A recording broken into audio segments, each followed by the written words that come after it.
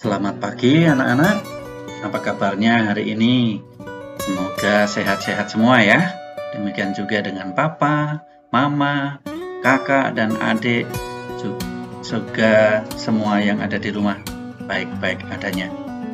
Baik anak-anak, kalau anak-anak kemarin yang kelas 1 sudah belajar mengenal sampah bersama Pak Heri ya. Kemudian anak-anak kelas 3 dan kelas 2 belajar bahasa Inggris bersama Bravo ya. Nih, hari ini, pagi ini bersama Pak Petrus kita akan belajar atau mau membahas mengenai galon kejujuran. Nah, anak-anak perlu kita ketahui salah satu tujuan gerakan pembiasaan yang ada di Tarakanita adalah adanya galon kejujuran ya. Apa itu yang dimaksud dengan galon kejujuran? Nah, anak-anak, mari kita simak bersama. Galon kejujuran itu hanya merupakan salah satu gerakan kecil untuk mengasah kejujuran setiap orang yang ada di lingkungan sekolah, baik itu siswanya, karyawan, dan siapapun yang berada di lingkungan sekolah. Adapun tujuan dari galon kejujuran itu adalah bagaimana kita untuk membuat semua orang yang ada di lingkungan sekolah itu bisa berbuat jujur melalui kegiatan ini. Nah, anak-anak, mungkin Bapak Ibu Guru, Suster sudah pernah menyampaikan untuk anak-anak yang belajar dari TK Tarakanita atau yang kelas 1, 2, dan 3-nya di Tarakanita, tapi mungkin bagi anak-anak yang mungkin TK-nya dari luar Tarakanita belum mengenal tentang galon kejujuran, tidak apa-apa. Nah, hari ini kita akan mengenal bersama tentang galon kejujuran ini. Nah, anak-anak biasanya oleh Bapak Ibu Guru atau Suster biasanya diminta untuk membawa botol minum dari rumah ya. Nah, dengan membawa botol minum dari rumah, otomatis akan mengurangi banyaknya sampah yang dihasilkan. Lain halnya ketika anak-anak harus membeli minuman yang memakai plastik atau botol kemasan yang sekali pakai ya, maka sampahnya itu akan banyak. Nah, karena anak-anak sudah diminta membawa botol dari rumah, anak-anak kalau haus, maka tinggal mengisi botol tersebut dengan air minum yang sudah disediakan melalui galon-galon yang ada di kelas. Nanti anak-anak tinggal mengisi uang dengan uang 1.000 atau uang 2.000 di kotak yang sudah disediakan di kelas itu. Nah, lalu untuk apa uang itu? Nah, uang itu nanti digunakan untuk membeli lagi galon yang sudah habis itu. Ya, isinya kalau sudah habis kita beli dengan uang yang sudah dimasukkan oleh anak-anak itu ketika mengambil air dari galon kejujuran tersebut. Jadi di sini tidak ada yang mengawasi anak-anak dalam galon kejujuran tersebut. Jadi anak-anak harus dengan rela, harus dengan ikhlas memahami bahwa kita memang diajak untuk berbuat jujur. Kalau kita sudah mengambil air dari galon tersebut, ya kita harus rela untuk mengisi kotak yang sudah disediakan dengan uang yang sudah kita siapkan. Begitu ya anak-anak. Nah, tujuan itu adalah yang pertama menciptakan lingkungan sekolah yang jujur. Seperti yang tadi Pak Petrus sudah ceritakan barusan ya. Lalu yang kedua, menciptakan budaya berpikir, bertutur, dan berperilaku yang jujur. Nah, apa itu yang dimaksud dengan berpikir dan bertutur lalu berperilaku jujur itu? Dalam hal apa kita harus jujur, itu tadi dikatakan melalui bisa dalam perkataan. Berkata yang jujur adalah berkata yang apa adanya sesuai dengan kenyataannya. Jadi tidak dilebih-lebihkan tetapi juga tidak dikurangi. Sebagai contoh misalnya terlambat ketika masuk sekolah, mungkin karena bangun kesiangan, ya kita mengatakan yang sebenarnya. Jangan cari alasan lain, misalnya tadi jalannya macet. Ya memang kalau di Jakarta memang udah terkenal macet ya. Nah itu nggak boleh. Jadi kita harus mengatakan apa yang memang sebenarnya terjadi. Kemudian melalui perbuatan. Nah perbuatan yang jujur itu yang bagaimana? Sebagai contoh misalnya mengerjakan ulangan ya apa adanya yang kita bisa, tidak kemudian mencontek. Kemudian bisa juga kita menepati janji yang sudah disepakati dengan siapa yang kita ajak janji tadi. Nah itu. Kemudian juga bisa melalui tindakan atau niat ya.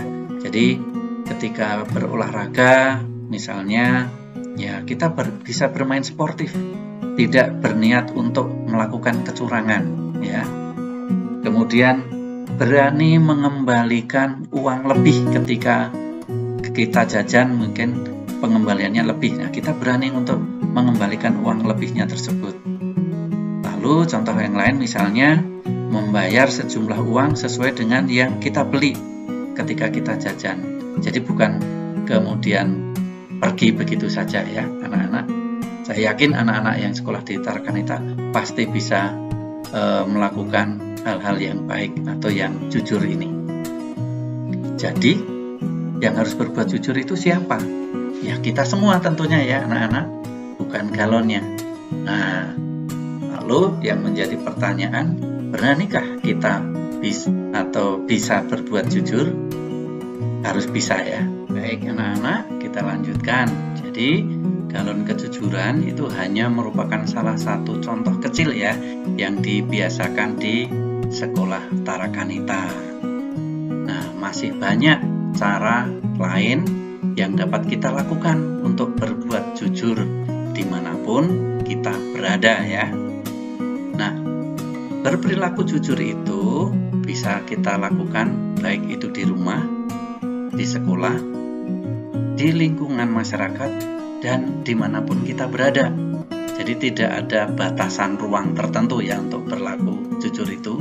Jadi dimanapun kita diharapkan bisa berbuat jujur. Nah, contoh perilaku jujur misalnya tadi beberapa sudah disebutkan di awal. Yang pertama misalnya menunjukkan hasil ulangan kepada orang tua kita. Meskipun hasilnya itu kurang bagus ya anak-anak, tapi kita harus berani untuk menyampaikan atau menunjukkan hasil ulangan tersebut. Jangan malah disembunyikan ya. Yang kedua, berani mengakui kesalahan yang kita buat. Jadi contoh misalnya ketika bermain tanpa sengaja kita misalnya memecahkan perabot rumah tangga kita, misalnya vas bunga misalnya ya. Nah kita harus berani mengakui kesalahan itu atau menyampaikan apa yang pernah kita lakukan itu ya. Yang ketiga, berani meminta maaf atas suatu kesalahan yang kita buat ya. Jangan malah disembunyikan gitu atau mengelak atau menghindarnya ya. Itu nggak bagus. Jadi kita harus berani meminta maaf ketika melakukan suatu kesalahan, baik itu sengaja maupun yang tidak disengaja. Lebih-lebih yang disengaja ya.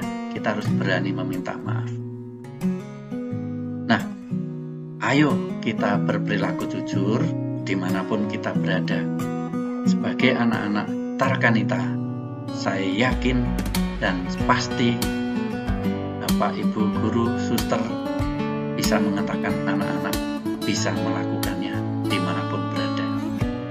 Nah, ada beberapa manfaat anak-anak kalau kita bisa berbuat jujur itu. Yang pertama, hati kita akan merasa damai, tentram, karena tidak ada beban dalam hati kita. Jadi kita terasa damai ya anak-anak. Yang kedua, kalau kita berbuat jujur pasti akan banyak teman kita. Kita akan banyak disenangi oleh teman-teman kita, oleh orang lain, orang tua, suster, bapak, ibu guru, dan siapapun pasti akan senang kalau kita bisa berbuat jujur. Yang ketiga, kita akan dipercaya oleh orang lain. Misalnya kita melakukan suatu kegiatan, kita karena melakukannya dengan jujur, nanti orang lain itu akan mempercayakan kita lagi. Begitu. Sebagai contoh misalnya Bapak Ibu guru misalnya menyuruh membelikan pensil di koperasi, lalu diberikan uang oleh bapak ibu guru yang ada di kelas. Misalnya pensilnya hanya harganya 3.000, dikasih oleh bapak ibu guru misalnya uang 5.000.